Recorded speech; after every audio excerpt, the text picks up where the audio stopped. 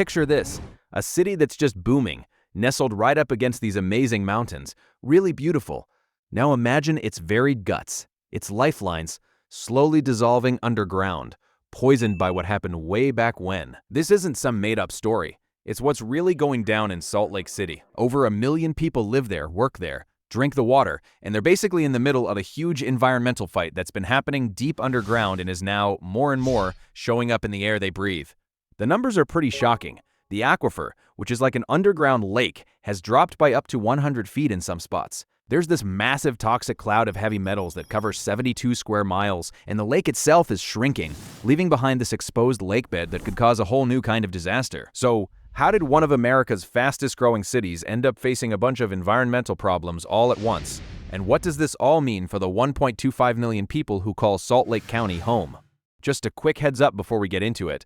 What I'm talking about today with Salt Lake City's aquifer and water problems is just one piece of a much bigger picture. I actually put everything I know into a 42-page guide called The Self-Sufficient Garden Blueprint. If you're watching on TV, just grab your phone and scan the QR code right on your screen. If you're on your phone or laptop, I've got the link pinned in the comments and right at the top of the description. Or just type in greenhavenvault.shop. It's super easy to remember. Now, let's talk about the Salt Lake City water secret no one really talks about. This whole thing didn't start with a bang. It was more like a slow, sneaky leak. For decades, maybe even a century, people treated the Salt Lake Valley's main aquifer, that huge, super important underground area that holds all the groundwater, like it would just last forever. After World War II, the population just exploded and farming took off. To keep up with all that growth, they pumped more and more water out of the aquifer, way faster than it could naturally refill itself. This is called overdraft, and it really made the water levels drop. In some parts of the valley, the water table has gone down by 100 feet since the 1930s and 40s. It wasn't like one big underground lake. It's a bunch of sand, gravel, and clay layers, slowly drying up. This is the first major problem in Salt Lake City's water story. A silent draining happening right under everyone's noses. But while the water was disappearing, something else, way scarier, was quietly spreading. Over in the southwest part of the Salt Lake Valley, an invisible, toxic mess was growing. This was the result of over 100 years of mining at the huge Bingham Canyon mine, owned by Kennecott Copper Mine, which is part of Rio Tinto. They started mining at Bingham Canyon, which is the biggest open-pit mine in the world, back in 1906. For a long time, there weren't really any environmental rules, or if there were, nobody paid much attention to them. They just piled up tons of waste rock and tailings. That's the leftover stuff after they get the valuable minerals out, without proper barriers or ways to contain it. So, rain and snowmelt, which is what keeps this dry region alive, just soaked through these enormous piles of waste. As the water dripped through, it picked up acidic chemicals and, even worse, heavy metals like arsenic, selenium, and sulfates. This poisonous cocktail then got into the groundwater, creating what's now a huge, slow-moving cloud of contamination. They finally found this toxic cloud in the 1980s, and it was a terrifying discovery. 72 square miles of poisoned groundwater. Arsenic, which everyone knows can cause cancer, was one of the main pollutants, and it was a clear health risk. The sheer size of this underground disaster is hard to believe, with some estimates saying there could be as much as 1.1 million acre-feet of contaminated water.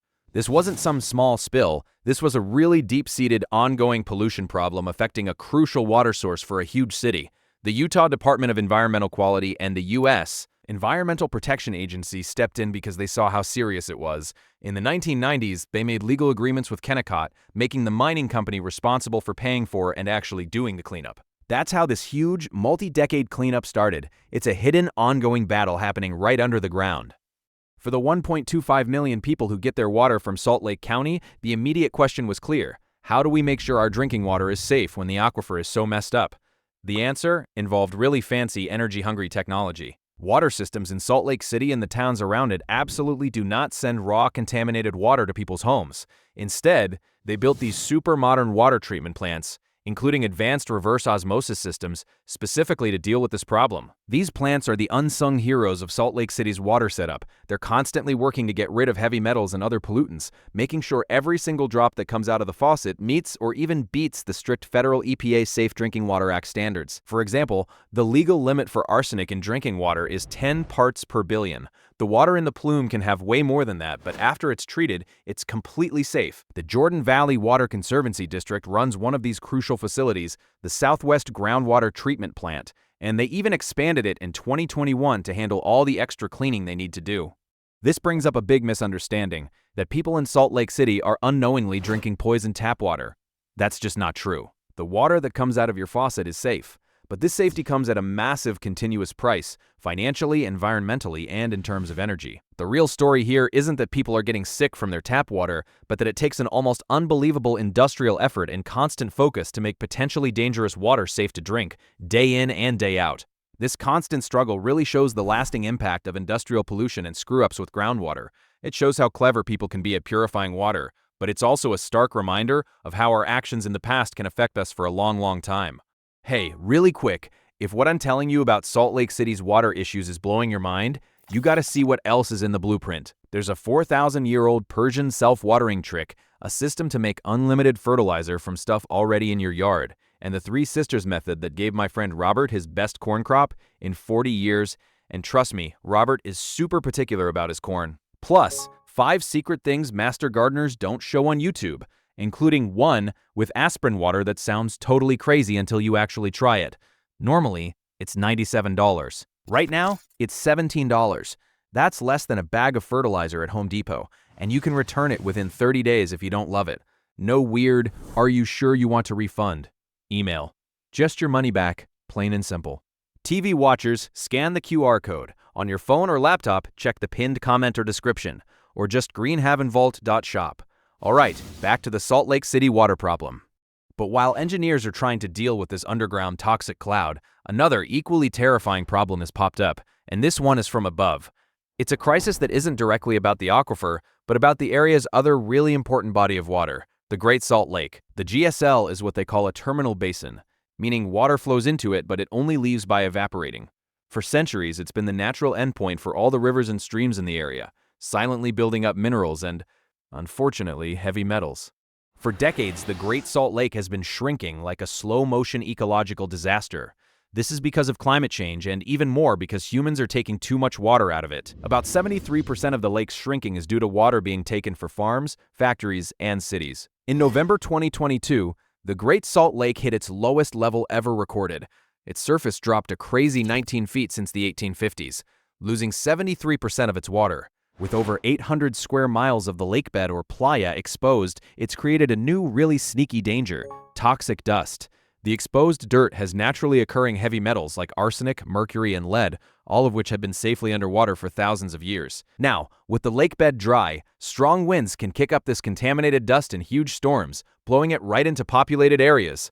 Dr. Kevin Perry, an atmospheric scientist from the University of Utah, has been leading the research on this. He famously rode his bike across the exposed lakebed to get samples, showing just how big the dust problem is and what it's made of. His research, including a study from 2019, found alarmingly high levels of arsenic in the lakebed soil, with some samples showing 5 to 10 times what would be considered safe for residential soil. When this dust gets airborne, it's a big health risk if you breathe it in. It could cause long-term breathing problems and increase cancer risk. Dr. Perry has pretty bluntly called the situation a public health ticking time bomb. This perfectly illustrates what a lot of people say about similar water crises, like at ZXDFD77, who visited the Great Salt Lake at 9 and again at 63, and was just heartbroken and mortified by how much it had shrunk, saying how we are sucking it dry, drop by drop, to its death. The problems here aren't just about not having enough water anymore, they now include the very air people breathe.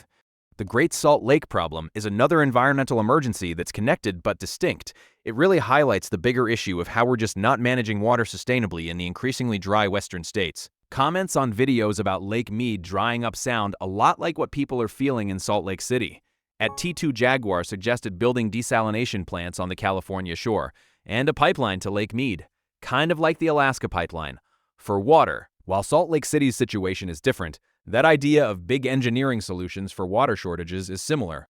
Others, like at Sean Malloy 6188, are more cynical, questioning why we're building big giant megacities in the middle of the desert where there's no water. I mean, Salt Lake City isn't actually in a desert, but it relies on limited water resources, just like Las Vegas, and shares that same vulnerability. All the urban development, something at Junior C0502 complained about, noting, "Yet they keep building like there is an eternal water source," really rings true in Utah's rapidly growing capital. The situation is a bleak reminder that we often want things right now, and super convenient, without really thinking about the consequences. At ZXDFD77 captured this perfectly when talking about the Western Interior Seaway and the Great Salt Lake. So, The big question is, can we turn this around? The good news is, people have been trying lately. The winter of 2022 to 2023 brought record-breaking snowfall to Utah, which gave everyone a temporary break. The runoff from that snow made the Great Salt Lake rise by over 5.5 feet, covering up some of that exposed, toxic lakebed. That natural event bought us some time, but it's not going to fix everything permanently. Because they know how serious this all is, the Utah State Legislature has put aside over $1 billion for ways to save the Great Salt Lake. This money will go towards things like water conservation programs, making old infrastructure better, and setting up a trust to buy water rights specifically to refill the lake. These are huge investments, and it shows that people are finally understanding that the lake's future is directly connected to the region's economy and everyone's health. Joel Ferry, who's the executive director of the Utah Department of Natural Resources, put it pretty clearly in 2022. We can either have a healthy and thriving Great Salt Lake, or we can have a toxic dust bowl. Salt Lake City's water problem is really complicated, with many different parts. It's this ongoing fight against sneaky groundwater contamination, a battle engineers and scientists are fighting non-stop to clean water from a poison source. And it's a race against time to save a shrinking lake that's about to unleash a new health threat. The question is, how long can this keep going? Reverse osmosis, even though it works, uses a ton of energy. It also creates this really concentrated salty waste with contaminants like arsenic that then needs to be dealt with carefully, often by pumping it deep underground or back into mining tailing ponds. This just shows the ongoing price we pay for past pollution. The cost of staying safe becomes a permanent part of city life. Kennecott's cleanup efforts aren't just about stopping the spread, they're also supposed to restore the aquifer so it can potentially be a drinking water source again. That goal, to both contain and recover, means the long-term plan isn't just to keep things from getting worse, but to actually make them better. Kennecott uses a hydraulic barrier with over 20 wells right on the edge of the toxic cloud. These wells actively pump water out, creating a dip in the water table that stops the contaminated stuff from spreading further east into more populated areas. It's a really complex operation that's always running, making sure those heavy metals stay contained and don't go beyond their current 72 square mile boundary. But the sheer size of the problem makes you wonder, can a 72 square mile aquifer with potentially 1.1 million acre-feet of contaminated water ever really be cleaned? Or is Salt Lake City just stuck managing this forever, always depending on expensive advanced treatment methods?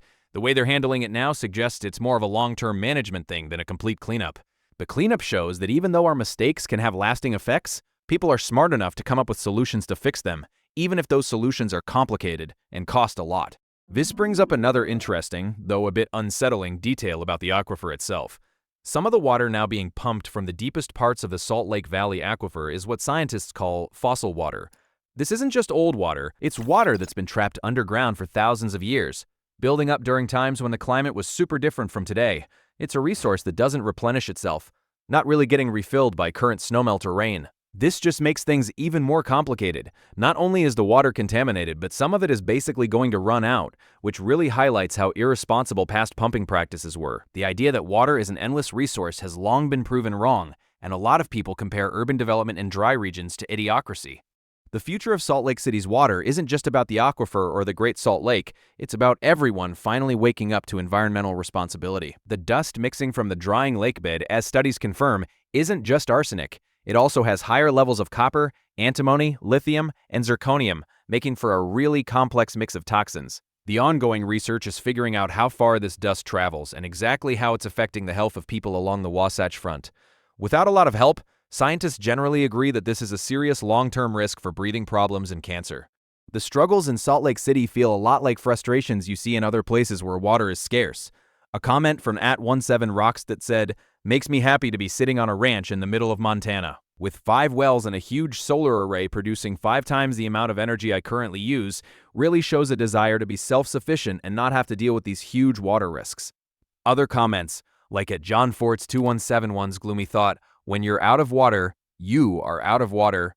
Between overpopulation, misuse, and lack of precipitation, it's over," show a kind of hopelessness people feel in areas where the water crisis seems impossible to fix. And yet, like Salt Lake City's efforts show, people keep fighting for solutions, even if they're just temporary or only fix part of the problem.